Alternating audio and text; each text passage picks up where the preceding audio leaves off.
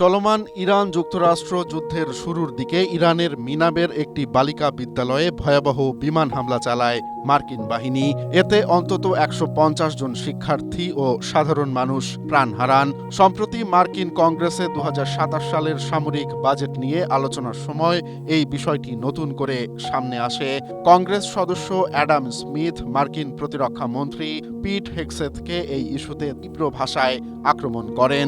Smith বলেন, ভুলবশত এই হামলা হয়েছে তা এখন পরিষ্কার, কিন্তু ২ মাস পার হয়ে গেলেও যুক্তরাষ্ট্র দুঃখ প্রকাশ বা কোনো আনুষ্ঠানিক বিবৃতি দেয়নি। এতে বহির্বিশ্বের কাছে বার্তা যাচ্ছে যে নিরপরাধ মানুষের প্রাণের কোনো মূল্য নেই আমেরিকার কাছে।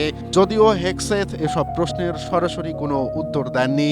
অ্যামনেস্টি ইন্টারন্যাশনালের মতে মানবাধিকার সংস্থাগুলো একে যুদ্ধাপরাধ হিসেবে দেখছে। বর্তমানে পাকিস্তানে হওয়া আলোচনার মাধ্যমে সাময়িক যুদ্ধবিরতি চললেও হরমুজ প্রণালীতে মার্কিন অবরোধ এবং এই হামলার বিচার নিয়ে চরম উত্তেজনা বিরাজ করছে। এই ঘটনাটি যুদ্ধের ময়দানে টার্গেটিং এরর বা ভুল গোয়েন্দা তথ্যের ভয়াবহতা তুলে ধরে।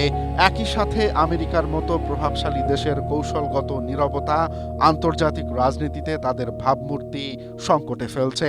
সাধারণ মানুষের কাছে এটি কেবল একটি সামরিক ভুল নয়, বরং মানবিক মূল্যবোধের অবক্ষয় হিসেবে দেখা হচ্ছে।